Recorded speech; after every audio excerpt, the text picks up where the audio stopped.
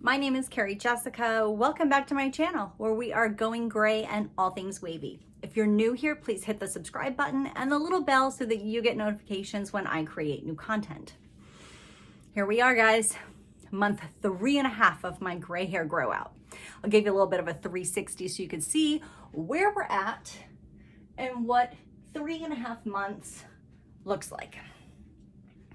Now, part of this process, as with anything, is managing expectations versus reality.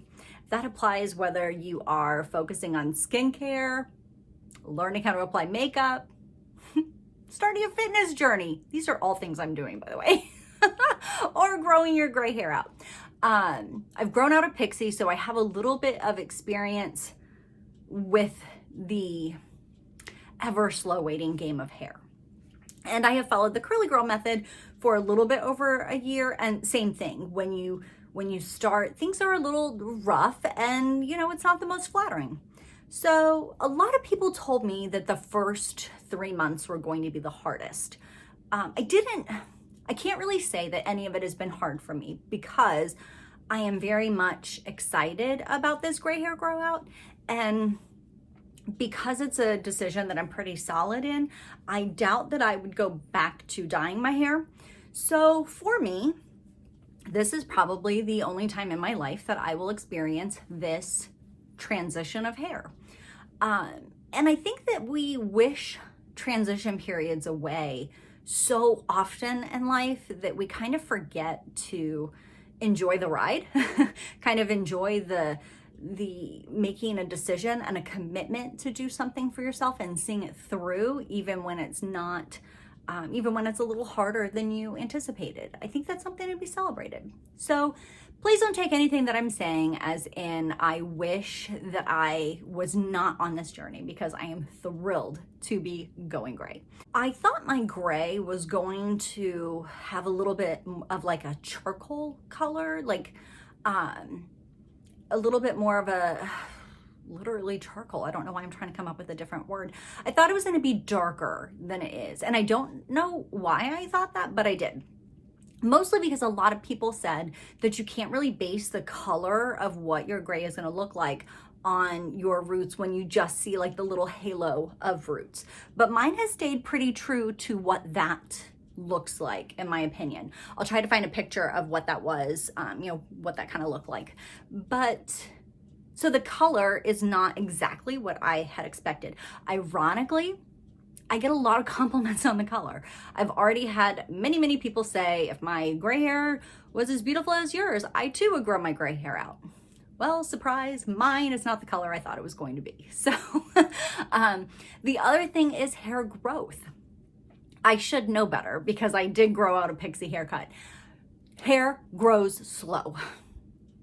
Even when you're someone whose hair grows at a completely normal rate, it feels like watching the sands in the hourglass. In my mind, even though I have seen many pictures of people transitioning and I knew what that 3-month mark kind of looks like for a lot of different people, for some reason I thought mine was going to be so much more growth than that.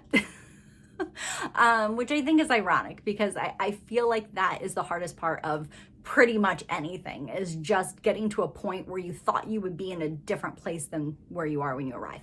That to be said, I love where I'm at. So again, I just want it to be all taken with a grain that this was my coming to terms almost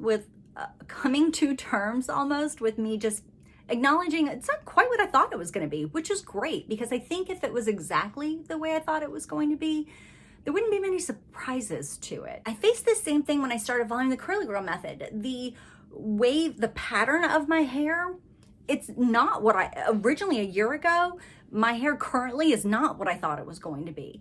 And I'm always drawn and attracted to curl patterns that are not mine. So it makes sense that I would be attracted to gray hair color that isn't mine too. At month 3.5, I really thought everyone that saw me would know that I was growing my gray hair out on purpose. Not exactly the case. I have had very few and far between, because I think it's awkward to compliment someone at this stage because they could just be way too long in between salon appointments, maybe for financial reasons, or just hadn't gotten around to dyeing their hair. So I'm at this awkward phase where it's like people might notice, but they're not necessarily going to say anything. I thought that my hair was going to be curlier as it went gray. A lot of times gray hair can be more coarse. It could also be more dry. And sometimes it can be curlier. And mine seems to be growing in at the same curl pattern as the rest of my hair, which is, again, absolutely fine. But in my mind, I just really thought it was going to be a different curl pattern. I don't really know why. One thing that I expected with growing my gray hair out was that I was gonna have to change all of my clothes and my makeup as my hair grew. I have now learned that that is not necessarily the case. I actually talked to a makeup artist that works for MAC, and a lot of your tones where you fall is based on your skin. So my skin is neutral. I have just as much peach as I do yellow tones in my skin. As my hair grows out more, I might lean more towards the cooler colors, but it's the same element as changing things from summer to winter. Like in summer, I still have the same skin tone. I'm just a little more tan usually from being out in the sun. And the colors that I wear are a little bit different. So I really thought it was going to be this huge overhaul when I've actually been told for the most part, and please don't come at me. Like if you've changed all your stuff and you're completely thrilled and happy and you're further along in your transition and you think I don't know what I'm talking about, that's absolutely fine. I might find when I get there that I have changed everything too. I'm going based on a consultation where I went in and specifically kind of brought some of these questions up. So you're not necessarily taking on this huge financial undertaking of like everything is going to have to be different in a year, which was great because I had already planned on that. I had planned on having to make those changes. Granted, some things might change. Like I feel very uncomfortable in the color red. I feel like it's very bright and attention seeking, and I'm kind of an introvert. But I've already found just with this little bit of white on top of my hair that when I wear red, I feel like it kind of pops even more. I'm also a little bit surprised because I felt like by this point, I would have a really good understanding of what my hair was going to look like when it was all the way grown out. And even though I have a decent amount of growth coming in, I still personally can't envision what that's going to look like.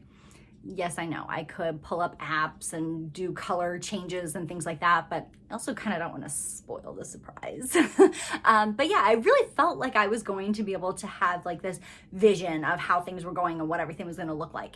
And I feel like I'm still getting surprised. Like even when I went to record this video, when I set my phone up and I started, I was thinking to myself that my gray hair wasn't going to show very well in this lighting.